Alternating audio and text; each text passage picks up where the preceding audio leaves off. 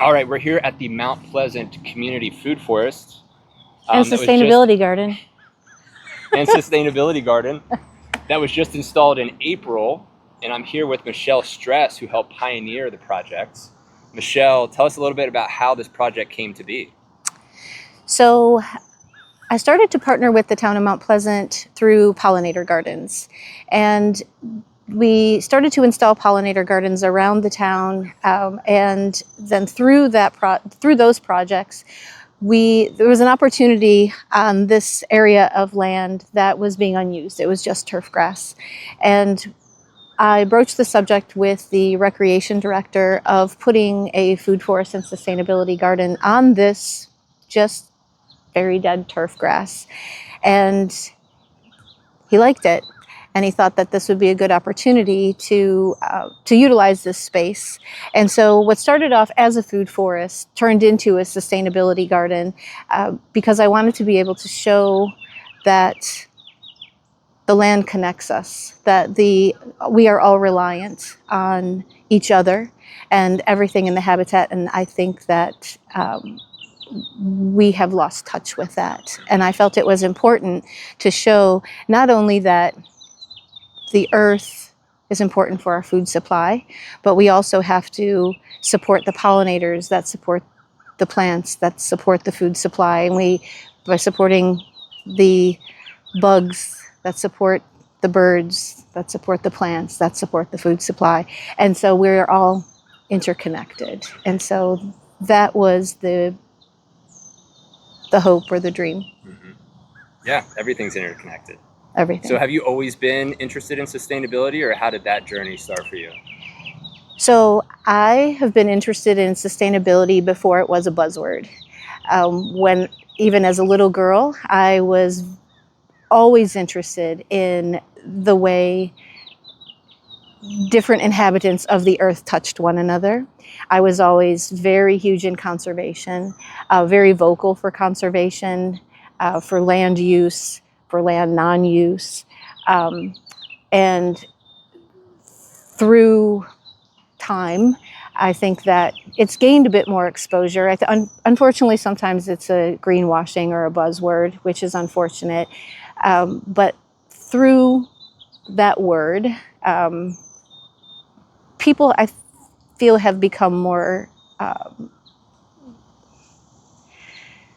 knowledgeable to some degree, and they're listening a little bit more.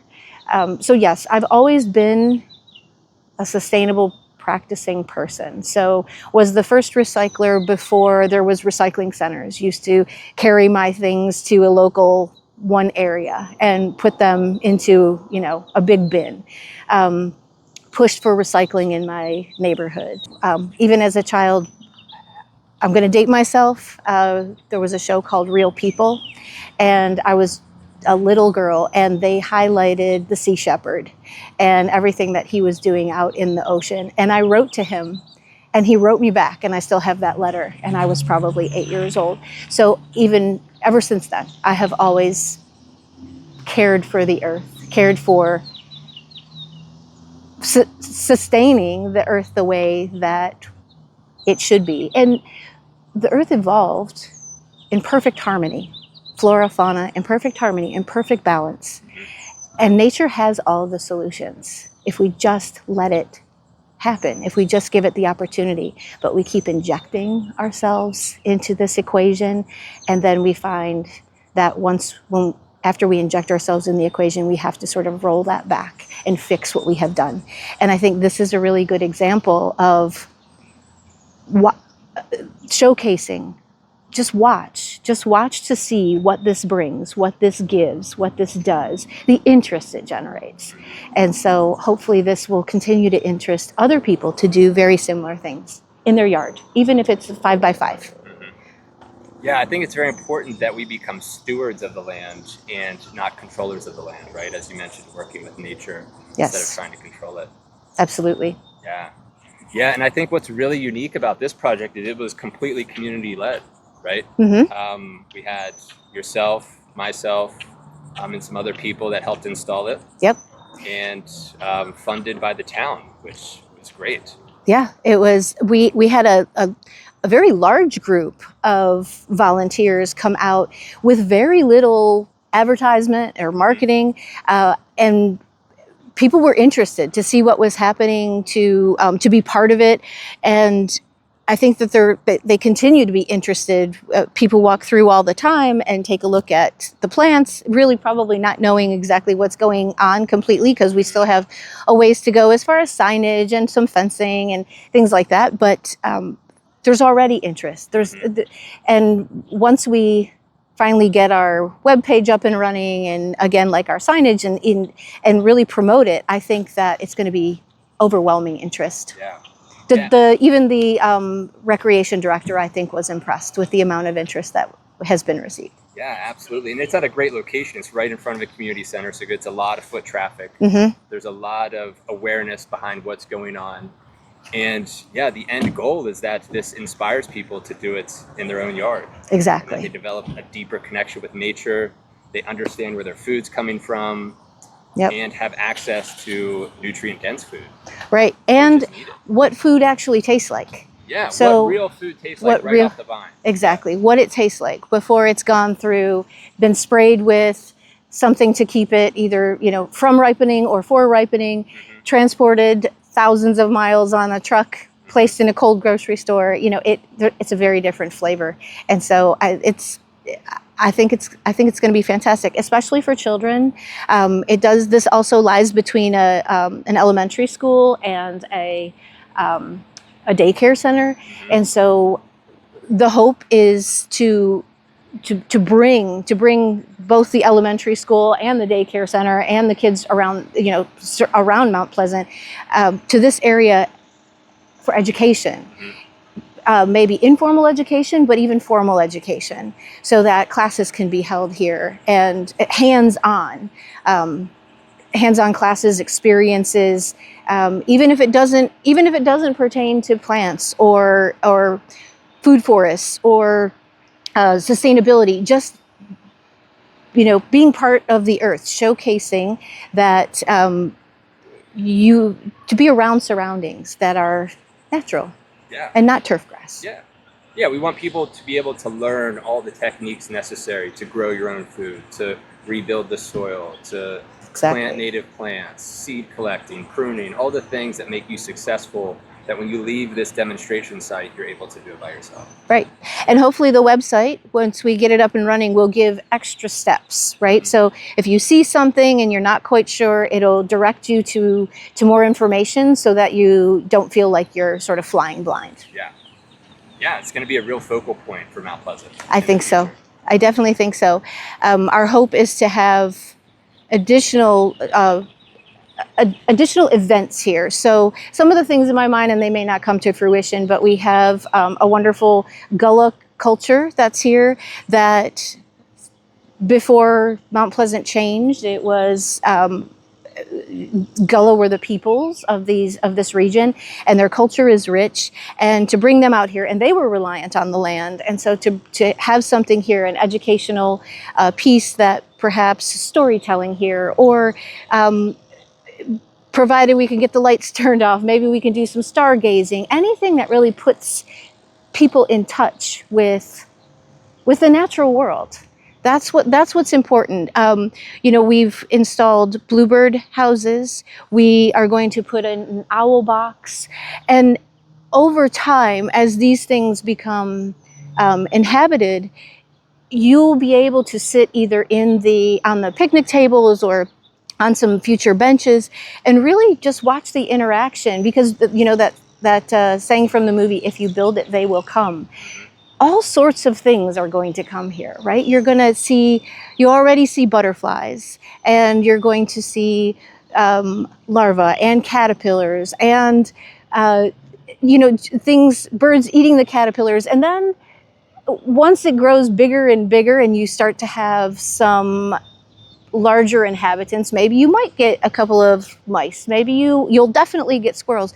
Then you start to bring in the hawks, and although it can be sad, it's the circle, and you're feeding so it's much more than one plant that may grow 5 berries. It's that one plant that grows 5 berries that touches the next thing and the next thing and the next thing and the next thing. And soon enough, you see that you have created an ecosystem. And it's amazing to watch, right? It's amazing to see it. So that's what I'm hoping It's something to experience too. I think it's hard to understand through pictures or explanation. You have to actually be in the environment to understand what that feeling's like. Definitely, you have to see it for yourself. Books are great, movies are great, classrooms are great. They all serve a purpose.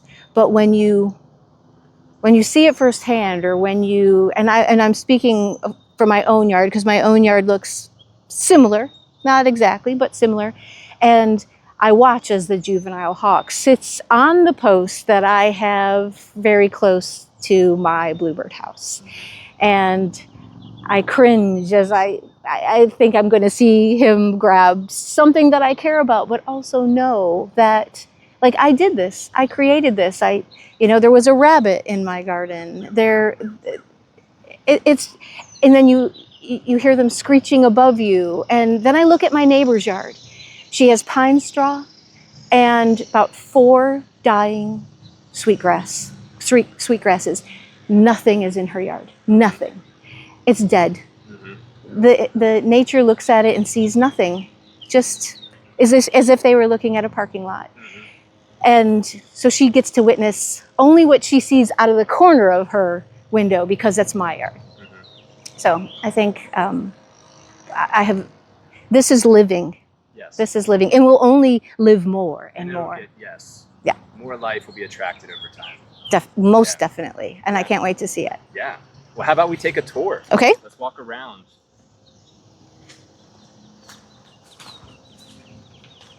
So eventually this will be enclosed with a 4-foot fence, and that's going to increase our vertical growing space. So we'll have native honeysuckles, we'll have passion fruit, opportunity for grapes, and annual vegetables as well, beans, things like that.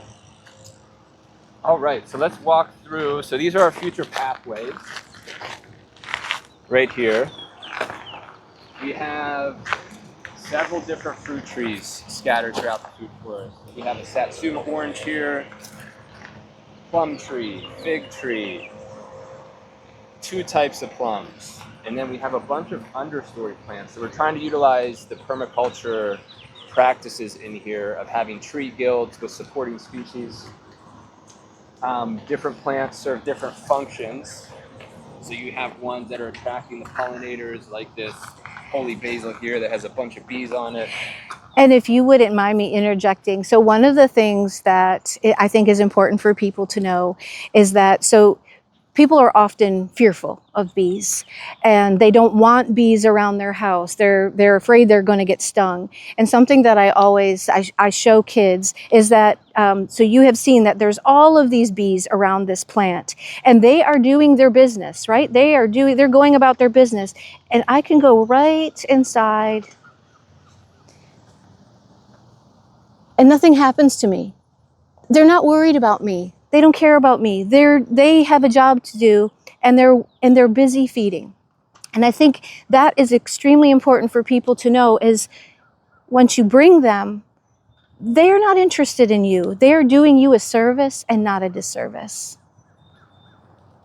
Absolutely. That's part of becoming a part of nature. Right? Yes. Yeah. Yeah, so we got a lot of life coming into here. There were some butterflies on there earlier. We have a bunch of comfrey plants scattered throughout. So these plants have several different purposes in the food forest. They have really big roots and really deep roots. So they accumulate nutrients from deep in the soil, and then as we cut them back or use them for compost tea, we can use those minerals and nutrients to fertilize the trees, which is pretty cool.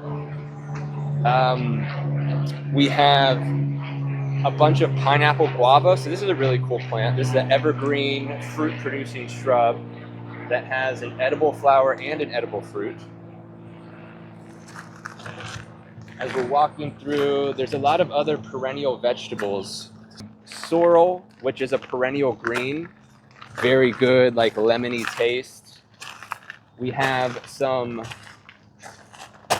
native strawberries down here. So you can see these are already starting to put the runners out, which is cool. So that'll have a form of ground cover over time to help outcompete the weeds.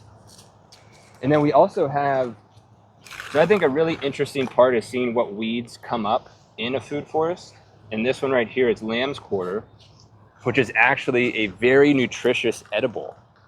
A lot of people would pull that out, but it serves as an edible, and it can be used for a compost tea or to just plant directly under the mulch next to your fruit trees, and that serves as a fertilizer. And it spreads really easily, so it can be managed over time, but it's really beneficial for it to be here in the food forest. We have a bunch of native flowers, so we did our first round of native flowers in the spring, and we'll do some more in the fall. But we started with some black-eyed Susan. We have Georgia savory, which is a native herb, evergreen, really cool to get some pink flowers in the fall, tons of bees. St. John's wort over here, which is a native, also medicinal. We have 2 types of pomegranates.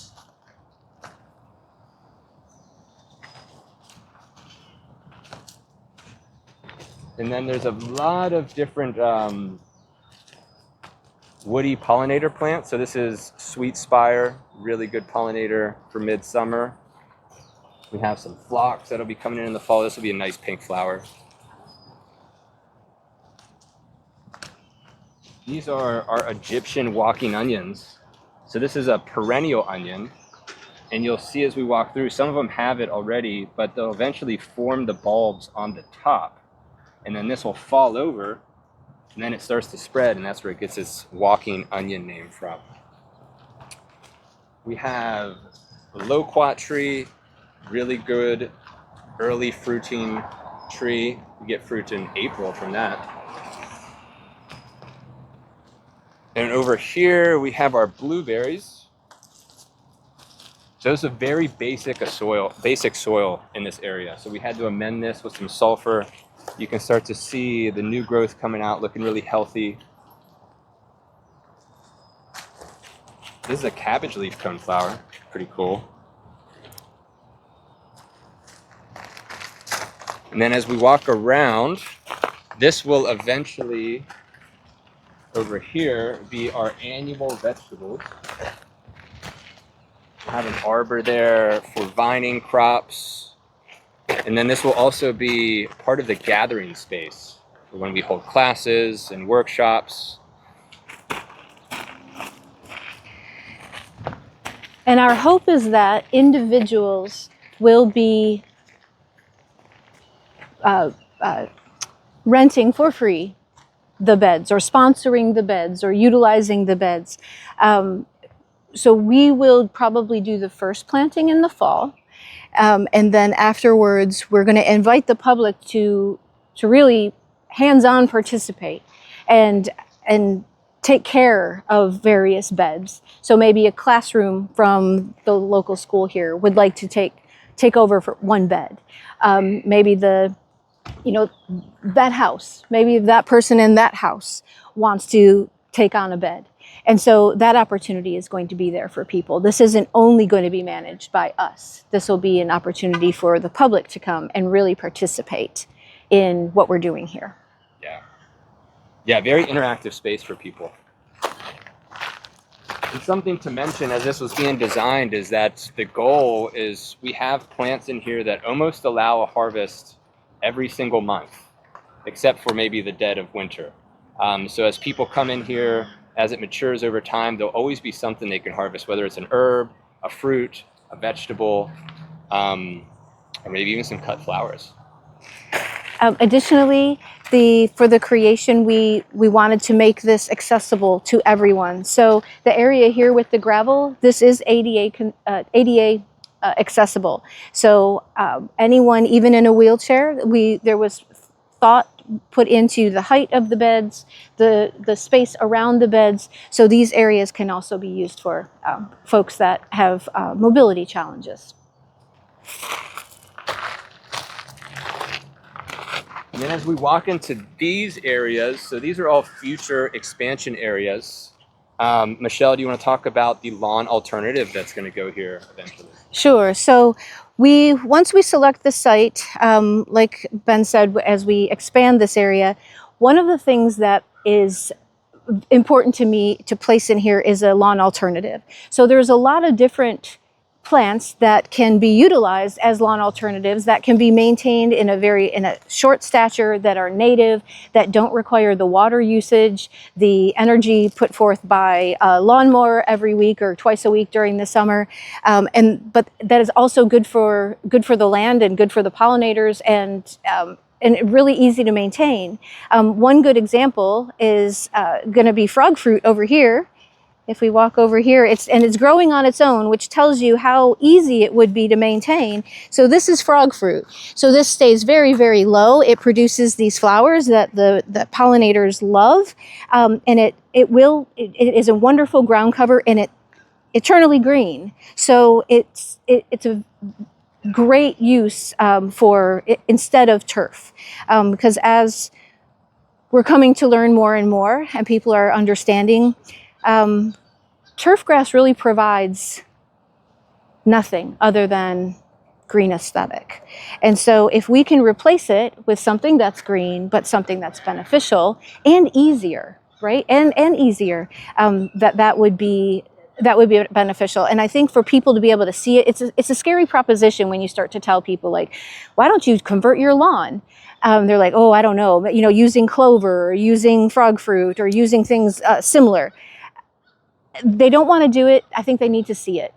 And so if we can create an area that showcases these type of alternative lawn covers, maybe they choose, all right, well, this isn't for my front yard, but maybe the side yard, maybe the backyard, anything helps.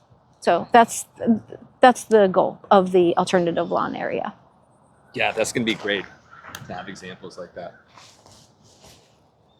So multiple examples, different options, or is that the only? Yes, we'll have multiple examples. I think a lot of it's going to be trial as well to see what does best down here in the Southeast, because some things that you use for alternate lawns may not work. Right.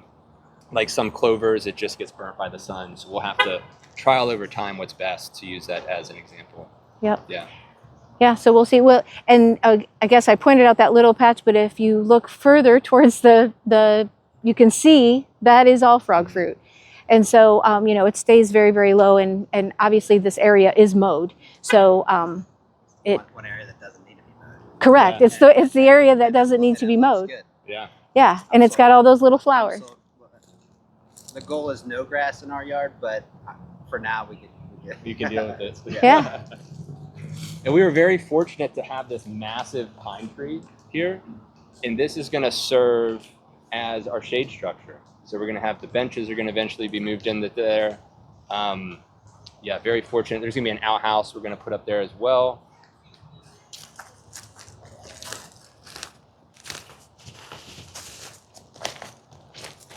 And then back here, we have a lot of our larger trees. So we have Asian pears. It's going to be big trees, 15, 20 feet or so. A lot of more of our understory plants. You can see we have some weeds coming up, which are kind of serving as a nice ground cover for now. They have little flowers on them. Not sure what they are, but that'll be cool to identify over time, like we mentioned about the lambs here that came up. So we have a bunch of yarrow. Phlox is a fall flower. Then our comfreys again, you can see how much biomass they produce, so you can always cut it back and use it as a fertilizer. I've been burying some leaves in here to help add nutrients to these trees since we had very poor soil. Beautyberry. This is a cool native plant. Edible berries, these will turn bright purple in the fall. And a great feeder for our songbirds. Yeah, perfectly placed by the bluebird house. Yep. So they have some food in the fall. We got another Asian pear, so these will cross-pollinate each other. And then this one I'm excited about is the Pakistan mulberry. So this one has mulberries that are about 6 inches long. Usually a mulberry is about the size of a blackberry, but this is a very choice variety. So next year, possible we'll get some fruit. Trying to work on the structure here. Kind of has this unusual Y shape, but we'll figure it out. More of the lamb's quarter.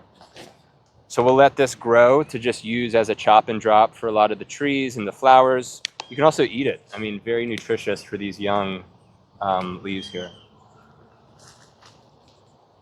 And then this is our pawpaw patch. So pawpaws are fly pollinated. They're not bee pollinated. So you need a lot of them to attract the flies for proper pollination. So we have 7 in here. Very young. They usually take about 5 years to produce fruit. So we have some time, but it is better to have smaller trees so they develop that correct root structure. And then if you look at this one here, we have these like symmetrical circle cutouts, and that's a leaf cutter bee. So that's a native bee that cuts out these circles to use to make its tunnels, usually in reeds or dead wood or something. So that's cool to see that we're already attracting that wildlife. And then as we move around, so some of these open spaces are going to become patches for sprawling vegetables like your melons, your squashes, strawberries. We'll have sunchokes in here, which is a native tuber that produces a sunflower. Really sweet. This will be a main path back around to the front.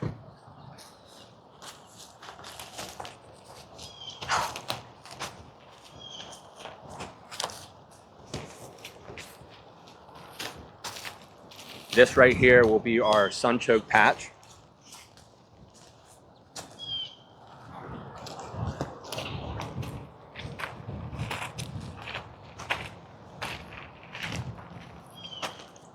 Here we have the blackberry trellis. So there's 3 different varieties of blackberries in here. So we have the early, the mid, and the late season. So you have blackberries for almost 3 months in here once they get going. Mixed in with some native flowers.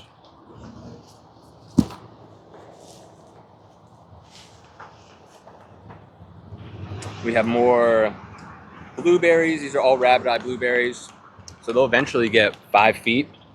It'll be like a tunnel coming down this walkway with these big pineapple guavas, big blueberries, and then a bunch of native understory flowers.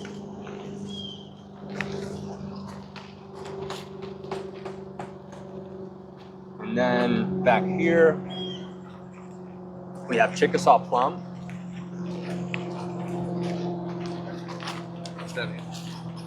Chickasaw plum, which is a native plum. These form thickets over time. So it'll have little small plums on them. Have a bunch of the native flowers again around here. This is false indigo. Has a nice purple flower, really good for pollinators. Which has been a very important plant for this region and surrounding regions. Yes, the false or the real? The real indigo. The real indigo, which we do have seeds from that we'll plant in the spring. Was a major crop in the area for the dye. We had some volunteers here and farmers during the grand opening of the food forest that came to harvest the seed, which was nice to have that connection. Right. We had the gullet community, we had the indigo farmers and the people for the food forest. And then this will help show as a demonstration of what the indigo plant looks like. It's also a good nitrogen fixer. So having that in with the fruit trees and the different plants is going to be very beneficial. a bunch of culinary herbs around here. This one's really good. This is a Cuban oregano. It's a very mild herb. Pretty strong actually, but it's very Got a little refreshing. little lemon kick to the. Yeah, it's good. Yeah. And then as we walk through here, more phlox. And then this is a dwarf mulberry.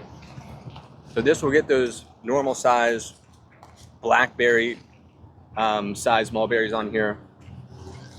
It can fruit multiple times a year if you prune it back pretty heavily, and then you can force it to fruit.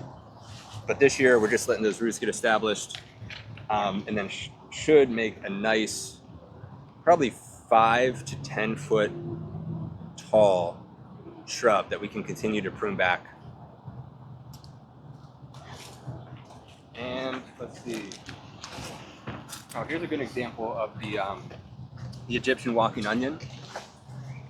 So you can see this was part of the top, and then it forms these bulbs on it, and then that gets heavy, it drops down, and now these will shoot out roots, and that's going to form your new plant. So over time, this will just start spreading, and it'll be a perennial ground cover that you can use any part of it. You could harvest this whole thing, and you could eat the bulb.